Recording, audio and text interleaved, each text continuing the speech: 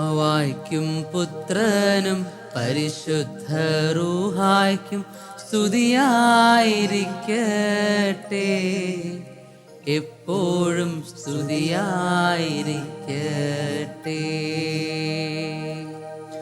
ബാവായ്ക്കും പുത്രനും പരിശുദ്ധ റൂഹായ്ക്കും സ്തുതിയായിരിക്കട്ടെ, എപ്പോഴും സ്തുതിയായിരിക്കട്ടെ.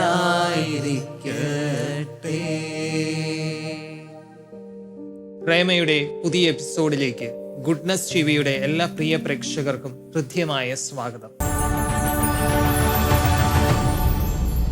ത്രിയേക ദൈവത്തെ ആരാധിച്ചുകൊണ്ട് സ്തുതിച്ചുകൊണ്ടുമാണ് നമ്മൾ ഇന്നത്തെ വചന വിചിന്തനത്തിലേക്ക് കടക്കുന്നത്.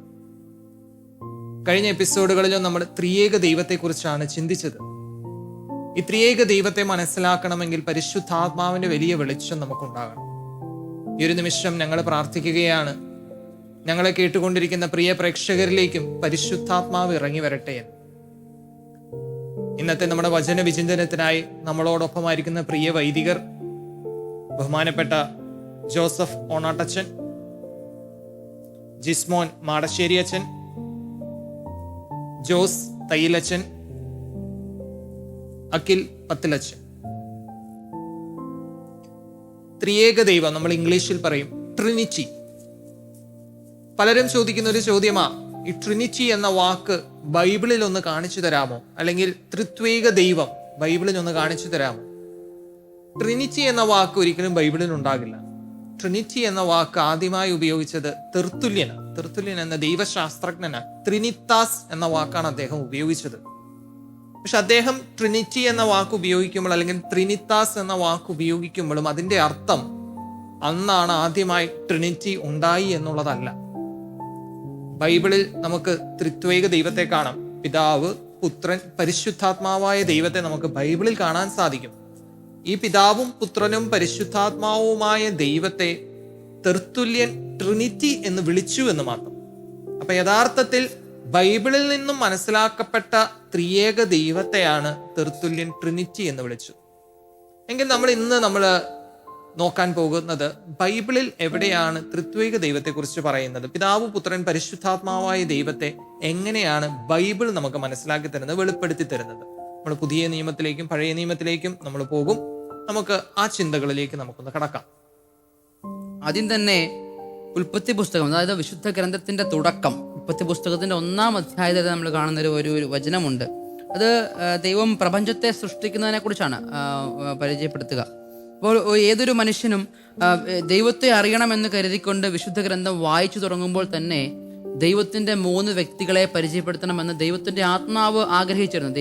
വിശുദ്ധ ഗ്രന്ഥം ദൈവാത്മാവിനാൽ നിവേശിതമായാണല്ലോ രചിക്കപ്പെട്ടത്. അതുകൊണ്ട് തന്നെ ആദിയിൽ ദൈവം ആകാശവും ഭൂമിയും സൃഷ്ടിച്ചു എന്ന് പറഞ്ഞതിന് ശേഷം 2-ാം വാക്യം പറയുക, ഭൂമി രൂപരഹിതവും ശൂന്യവുമായിരുന്നു, ആഴത്തിന് മുകളിൽ അന്ധകാരം വ്യാപിച്ചിരുന്നു, ദൈവത്തിന്റെ ചൈതന്യം വെള്ളത്തിന്റെ മീതെ ചലിച്ചുകൊണ്ടിരുന്നു. അപ്പം ദൈവം ശൂന്യമായ ഭൂമിയെ സൃഷ്ടിക്കുമ്പോൾ, ശൂന്യമായ ആ ഒരു അവസ്ഥയിൽ നിന്ന് ദൈവത്തിന്റെ ചൈതന്യം അതിന്റെ മുകളിലൂടെ ചലിച്ചുകൊണ്ടിരിക്കുക എന്ന് പറഞ്ഞാൽ ദൈവത്തിന്റെ പരിശുദ്ധാത്മാവിനെ കുറിച്ചാണ്, ദൈവത്തിന്റെ ആത്മാവിനെ കുറിച്ചാണ് നമ്മെ പഠിപ്പിക്കുക. അതിനുശേഷം തന്നെ ദൈവം അരുളി ചെയ്തു എന്ന് പറഞ്ഞാണ് തുടങ്ങുക. ദൈവം പ്രപഞ്ചത്തെ സൃഷ്ടിച്ചത് എങ്ങനെയാണ്? ദൈവം അരുളി ചെയ്തു ഉണ്ടാകട്ടെ. അപ്പൊ അത് ദൈവത്തിന്റെ വചനമാണ്. അതായത് ഒരു ദൈവസങ്കല്പം, ത്രിത്വത്തെ കുറിച്ചുള്ള ദൈവസങ്കല്പം ഉൽപ്പത്തിയുടെ ആദ്യ താളുകളിൽ തന്നെ ഉണ്ടെന്നുള്ളതാണ്. ആദിയിൽ ദൈവം എന്ന് പറയുമ്പോൾ പിതാവായ ദൈവത്തെ കുറിച്ച്, പിന്നെ ദൈവത്തിന്റെ ചൈതന്യം എന്ന് പറയുമ്പോൾ കുറിച്ച്, മൂന്നാമത് ദൈവം അരുളി ചെയ്തു എന്ന് പറയുമ്പോൾ ദൈവത്തിന്റെ വചനമായ ഈശോയെ കുറിച്ച്. ഇതിനെ കുറിച്ചല്ലേ യോഹന്നാന്റെ സുവിശേഷം തുടങ്ങുമ്പോൾ അത് തന്നെയാണ്. ആദിയിൽ വചനം ഉണ്ടായിരുന്നു, വചനം ദൈവത്തോട് കൂടെയായിരുന്നു, വചനം ദൈവമായിരുന്നു. അപ്പൊ അത് വചനം ദൈവമാണ് എന്നുള്ള കാര്യം, ഈ സകല സമസ്തവും അവനിലൂടെ സൃഷ്ടിക്കപ്പെട്ടു എന്ന് പറയുമ്പോൾ അത് പുത്രനായ ക്രിസ്തുവിലൂടെ, വചനത്തിലൂടെയാണ് സമസ്തവും സൃഷ്ടിക്കപ്പെട്ടതെന്ന് ഉണ്ടായി. പുത്രനിലൂടെയാണ് ദൈവം ആ സൃഷ്ടികർമ്മം നടത്തുന്നത്. അതായത് അതിന് ചേർന്ന് വീണ്ടും വചനം മാംസമായി നമ്മുടെ ഇടയിൽ വസിച്ചു എന്ന് വിശുദ്ധ ഗ്രന്ഥം പിന്നെ നമ്മൾ യോഹന്നാൻ ശ്ലീഹ ഓർമ്മപ്പെടുന്നുണ്ട്. വചനം മാംസം, അതിനകത്തും വചനം മാംസം ധരിക്കണമെങ്കിൽ അവിടെ പരിശുദ്ധാത്മാവിന്റെ പ്രവർത്തനം നടക്കുന്നുണ്ട്. പരിശുദ്ധാത്മാവിലൂടെയാണ് ഈശോ പുത്രനായ ക്രിസ്തു മാംസം ധരിക്കുന്ന മനുഷ്യനായി തീർന്നു. അവിടെ പഴയ നിയമത്തിൽ ആദ്യമേ തന്നെ നമ്മൾ കാണുന്നത് ഈ ഒരു സൃഷ്ടികർമ്മ, അതായത് ഉൽപ്പത്തിയുടെ പുസ്തകം ആരംഭിക്കുമ്പോൾ തന്നെ ത്രിത്വിക ദൈവത്തെക്കുറിച്ചുള്ള വെളിപ്പെടുത്തലുകൾ ഉണ്ടാവുന്നതാണ്. അതായത് ലോകത്തിന്റെ ഉത്ഭവത്തിൽ ത്രിത്വൈക ദൈവത്തിന്റെ സാന്നിധ്യമുണ്ട്, ത്രിത്വൈക ദൈവത്തിന്റെ പ്രവൃത്തിയുണ്ട്. ത്രിയേക ദൈവമാണ് ഈ എന്തെങ്കിലും നമുക്ക് മുമ്പിൽ ഇന്നുണ്ടെങ്കിൽ അതിന്റെ അടിസ്ഥാന കാരണം അത് ത്രിയേക ദൈവമാണെന്ന് വിശുദ്ധ ഗ്രന്ഥം നമ്മെ പഠിപ്പിക്കും. ഉൽപ്പത്തി 1-ാം അധ്യായത്തിലെ ആദ്യ വചനങ്ങളിൽ തന്നെ നമുക്ക് ത്രിയേക ദൈവത്തെ കാണാം. പിന്നീട് നമുക്കത് എവിടെയാണ് കാണാൻ സാധിക്കുന്നത്? ഉൽപ്പത്തി 1:26 നമുക്ക് അറിയാം, നമുക്ക് നമ്മുടെ ഛായയിലും സാദൃശ്യത്തിലും മനുഷ്യനെ സൃഷ്ടിക്കാം എന്ന് ദൈവം പറയുന്നുണ്ട്.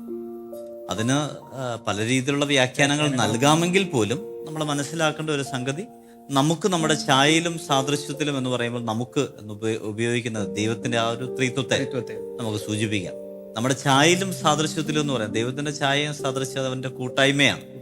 ആ കൂട്ടായ്മയിൽ തന്നെ ദൈവം മനുഷ്യനെ സൃഷ്ടിക്കുന്നുണ്ട്. മനുഷ്യൻ ഏകനായിരിക്കുന്നത് നന്നല്ല, അവന് ചേർന്ന് ഇണയെ നൽകും എന്ന് പറഞ്ഞ് ദൈവം തന്നെ മനസ്സിലാക്കുക. കാര്യം തനിച്ചിരിക്കുന്നത് ദൈവത്തിനും ഇഷ്ടമല്ല.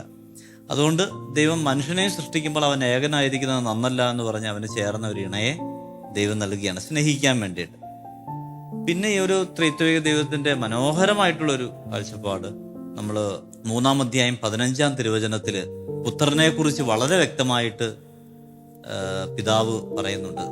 അത് സർപ്പത്തോട് പറയുന്നതാണ്, നീയും സ്ത്രീയും തമ്മിലും നിന്റെ സന്തതിയും അവളുടെ സന്തതിയും തമ്മിൽ ഞാൻ ശത്രുത ഉളവാക്കും. ഇത് നമുക്കറിയാം, ഇത് യേശുവിനെ കുറിച്ചുള്ള ഒരു രക്ഷകനായ തൻ്റെ പുത്രനായ ഈശോയെ കുറിച്ച്, അല്ലെ യേശുവിനെ കുറിച്ച് ദൈവം ആദ്യമേ തന്നെ വചനത്തിലൂടെ നമുക്ക് ബോധ്യം നൽകുന്നതാണ്. പ്രോട്ടോ ഇവാഞ്ചലിയോൺ എന്നാണ് ആദ്യത്തെ ഒരു ആദ്യ സുവിശേഷം എന്നൊക്കെ പറയുന്ന ഒരു വചനഭാഗമാണ്. അപ്പം അവിടെയും നമ്മൾ കാണുന്നുണ്ട് ത്രിത്വിക ദൈവത്തിലെ പുത്രനായ യേശുവിനെ കുറിച്ച് പിതാവായ ദൈവം തന്നെ പറയുന്നുണ്ട്, എൻ്റെ ഒരു പുത്രൻ സാത്താനെ അല്ലെ പിശാചിനെ കീഴടക്കാൻ വേണ്ടി. അത് നമ്മൾ വെളിപാടിന്റെ പുസ്തകത്തിൽ കാണുന്നുണ്ട്, ഈ പുത്രനും ഈ സാത്താനും തമ്മിലുള്ള, അല്ല ഉഗ്രസർപ്പവും തമ്മിലുള്ള പോരാട്ടത്തെക്കുറിച്ച്. അപ്പോൾ ഉൽപ്പത്തിയുടെ ആദ്യ അധ്യായങ്ങളിൽ തന്നെ നമുക്ക് വ്യക്തമായിട്ടുള്ളൊരു ധാരണ നമുക്ക് ലഭിക്കുന്നുണ്ട് ത്രിത്വിക ദൈവത്തെക്കുറിച്ച്. പിന്നീട് മുന്നോട്ട് പോകുമ്പോൾ 18-ാം അധ്യായത്തിൽ അബ്രാഹത്തിനെ സന്ദർശിക്കുന്ന 3 വ്യക്തികളെ കുറിച്ച് പറയുന്നുണ്ട്. അപ്പോൾ പിന്നീട് അത് പല രീതിയിലും പഠനങ്ങളൊക്കെ നടത്തി കഴിഞ്ഞപ്പോൾ തന്നെ ആ അബ്രാഹത്തിനുണ്ടായ ഈശ്വര അനുഭവം ത്രിത്വിക ദൈവത്തിൻ്റെ ഈശ്വര അനുഭവമായിട്ട് അതിനെ മാറ്റി, അത് അപ്രകാരം ഉൾക്കൊണ്ടുകൊണ്ട് ഇന്ന് സഭ കാണുന്ന ഒരു വലിയ എക്സാമ്പിൾ എന്ന് പറയുന്നത് അബ്രാഹത്തിനുണ്ടായ ഈ ദൈവാനുഭവത്തെ ത്രിത്വ അനുഭവമാക്കി മാറ്റി. അതായത് മാമ്രയുടെ ഓക്കുമരത്തിന്റെ കീഴിൽ അദ്ദേഹം ഇരിക്കുമ്പോൾ 3 ആളുകൾ തനിക്കെതിരെ നിൽക്കുന്നതായിട്ട് കാണുന്നത് പറയുന്നത്, അതും ഒരു ത്രിത്വിക ദൈവത്തിന് നിദർശനമായിട്ട് നമുക്ക് ഉൽപ്പത്തി പുസ്തകത്തിൽ തന്നെ കാണാവുന്നതാണ്. പഴയ നിയമത്തില് നമ്മൾ ഈ ദൈവത്തെ കുറിച്ച് പറയുമ്പോൾ പിതാവായ ദൈവത്തെ കുറിച്ചുള്ള ഒരു വെളിപാടുണ്ട്. പിതാവ് സൃഷ്ടികർമ്മം ചെയ്യുന്നത് പിതാവാണെന്നുള്ളൊരു വെളിപാട്. കാര്യം നമ്മൾ നോക്കിയാൽ ദൈവത്തിനെ ആദ്യം ഉപയോഗിച്ചിരിക്കുന്ന വാക്കുകൾ ഏതാ?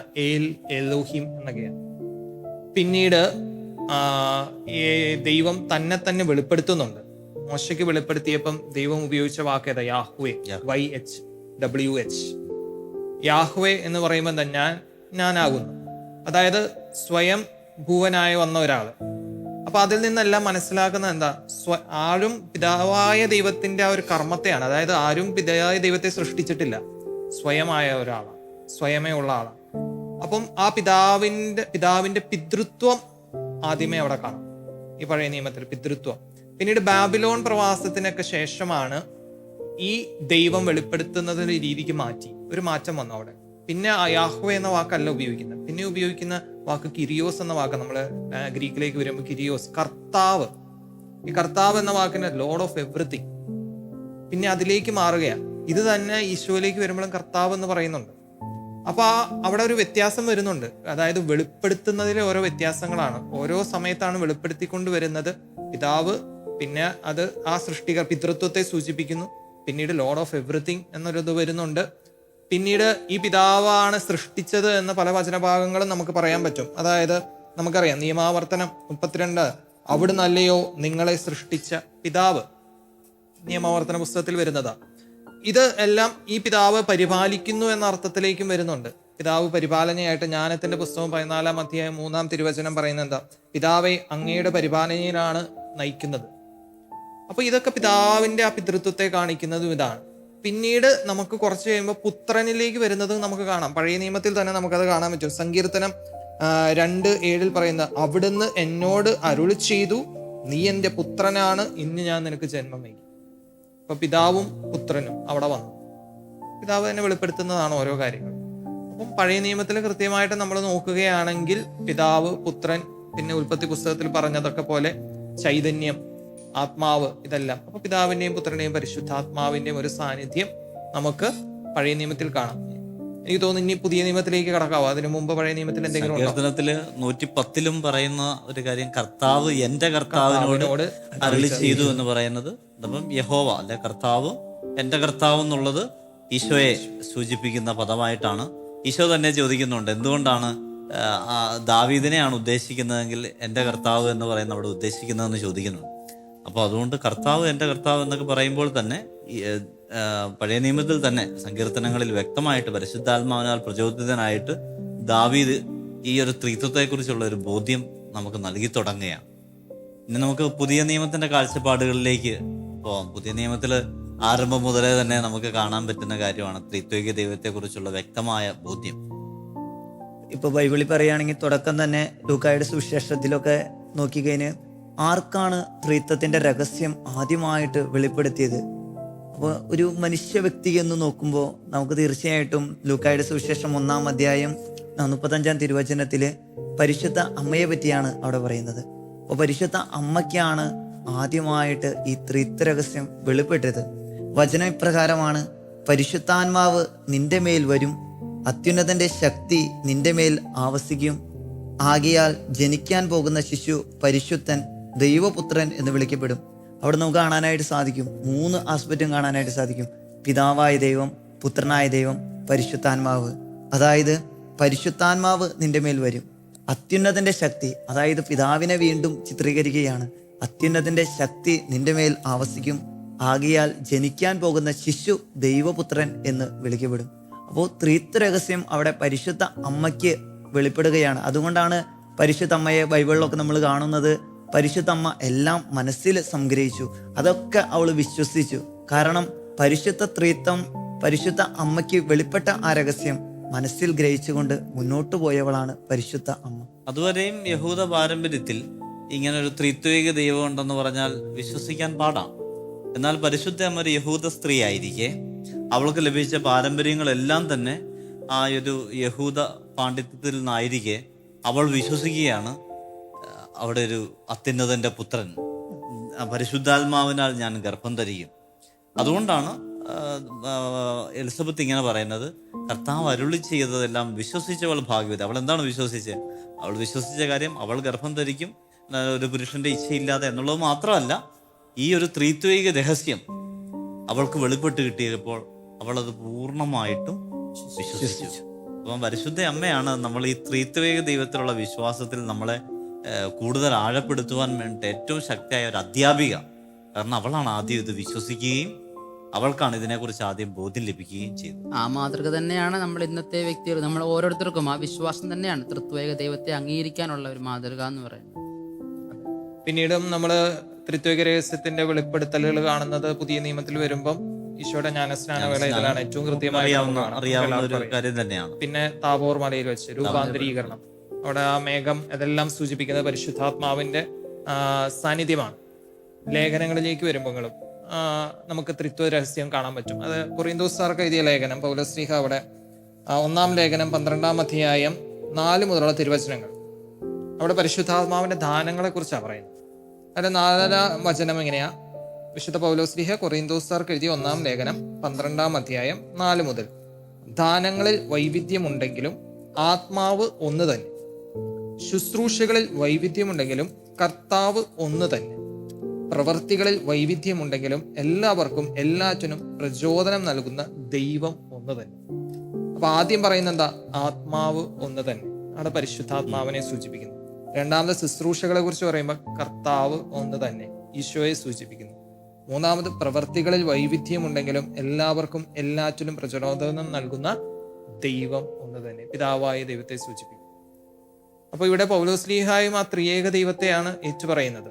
പിന്നെ നമുക്കറിയാം ഇവർ ആശീർവദിക്കുന്നത് നമ്മുടെ കർത്താവ് ഈശോ മിശിഹായുടെ കൃപയും പിതാവായ ദൈവത്തിന്റെ സ്നേഹവും പരിശുദ്ധാത്മാവിന്റെ സഹവാസവും. നമുക്ക് ലേഖനങ്ങളിൽ അത് കാണാം. നമ്മുടെ വിശുദ്ധ കുർബാനയിലും എല്ലായിടത്തും എല്ലാം നമ്മൾ ഉപയോഗിക്കുന്ന ഒരു ഫോർമുലയാണത്. അപ്പം പുതിയ നിയമത്തിലും അതുണ്ട്. ഈശോയുടെ മരണത്തിലും നമ്മൾ കാണുന്നത് ആ ഒരു കാര്യം തന്നെയല്ലേ. ഈശോ മരണത്തിന്റെ സമയത്ത് ഈശോ പറയുന്നുണ്ട്, പിതാവേ അങ്ങയുടെ കരങ്ങളിൽ എൻ്റെ ആത്മാവിനെ ഞാൻ സമർപ്പിക്കുന്നു. അപ്പോൾ പിതാവിനെയും പരിശുദ്ധാത്മാവിനെയും എല്ലാം, തന്നിലുള്ള ആത്മാവിനെയും എല്ലാം അഗ്നോളജ് ചെയ്യുന്ന ഒരു കാര്യം തന്നെയാണ്. അത് മാത്രമല്ല, ഈശോ ശിഷ്യന്മാർക്ക് ദൗത്യം നൽകുമ്പോൾ പോലും നിങ്ങൾ ലോകമങ്ങ് പോയി സർവ്വ സൃഷ്ടികളോട് സുവിശേഷം പ്രസംഗിക്കുവിൻ, വിശ്വസിക്കുന്നവർക്ക് ജ്ഞാനസ്നാനം നൽകേണ്ട ആ കറക്റ്റ് ഫോർമുല ഈശോ പറയുന്നുണ്ട്. പിതാവിന്റെയും പുത്രന്റെയും പരിശുദ്ധാത്മാവിന്റെയും നാമത്തിൽ നിങ്ങൾ അവർക്ക് എന്റെ നാമത്തിൽ എന്നല്ല പറയണേ, മൂന്ന് പേരുടെയും നാമത്തിൽ എന്നുള്ളതാണ്. അപ്പോൾ അതിൽ നിന്നെല്ലാം നമ്മൾ മനസ്സിലാക്കേണ്ടത്, വചനം വളരെ ശക്തമായിട്ട് ബൈബിളിൽ നമ്മളോട് പറയുന്നുണ്ട്, നമ്മൾ വിശ്വസിക്കേണ്ടത് പിതാവിലും പുത്രനിലും പരിശുദ്ധാത്മാവിലുമാണ്. എന്നാൽ അത് ഏകദൈവം തന്നെയാണ്. ഇത് നമ്മൾ യോഹന്നാന്റെ സുവിശേഷം 4-ാം അധ്യായത്തിൽ സമരിയാക്കാരി സ്ത്രീയോട് പറയുന്നുണ്ട്, യഥാർത്ഥ ആരാധന എന്താ? സത്യത്തിലും ആത്മാവിലുമുള്ള ആരാധനയാണ് യഥാർത്ഥ ആരാധന. സത്യം എന്താ? സത്യം എന്ന് പറയുമ്പോൾ ഞാനാണ് സത്യം, ഈശോയാണ്. ആത്മാവ്, പരിശുദ്ധാത്മാവ്. ആരാധന എവിടെയാ? ജെറൂസലേമിൽ അവർ പറയുന്നത് ദൈവപിതാവ് ദൈവത്തിന് കൊടുക്കുന്ന ആരാധന. അപ്പൊ സത്യത്തിലും ആത്മാവിലും ആരാധിക്കുന്നതാണ് യഥാർത്ഥ. അപ്പൊ ത്രിയേക ദൈവത്തെ ആരാധിക്കുന്നതാണ് യഥാർത്ഥ ആരാധന. അതുകൊണ്ടാണ് നമ്മൾ എപ്പോഴും നമ്മുടെ മനസ്സിലുണ്ടാകേണ്ട ഒരു കാര്യമാണ്, നമ്മൾ ആരാധിക്കുന്ന നമ്മൾ കത്തോലിക്കര് ആരാധിക്കുന്ന ദൈവം എന്ന് പറയുന്നത് ത്രിയേക ദൈവം. ത്രിയേക ദൈവത്തിനാണ് നമ്മൾ ആരാധനകളെ സമർപ്പിക്കുന്നത്. നമ്മൾ പഴയ നിയമം കണ്ടു, ഇപ്പൊ പുതിയ നിയമം കണ്ടു. നമ്മൾ പറഞ്ഞു ദൈവമാണ് നമ്മളെ സൃഷ്ടിച്ചത്, നമ്മുടെ ഛായയിൽ സൃഷ്ടിക്കുന്നതിനെ കുറിച്ചൊക്കെ പറഞ്ഞു. അപ്പൊ നമ്മൾ വരുന്നത് എവിടുന്നാ? ത്രിയേക ദൈവത്തിൽ നിന്നാണ് നമ്മൾ വരുന്നത്. ഇനി നമ്മുടെ ലക്ഷ്യം എന്താ? നമ്മൾ എങ്ങോട്ടാ തിരിച്ചു പോകേണ്ടത്? നമ്മുടെ എല്ലാം ലക്ഷ്യം സ്വർഗമാണ്.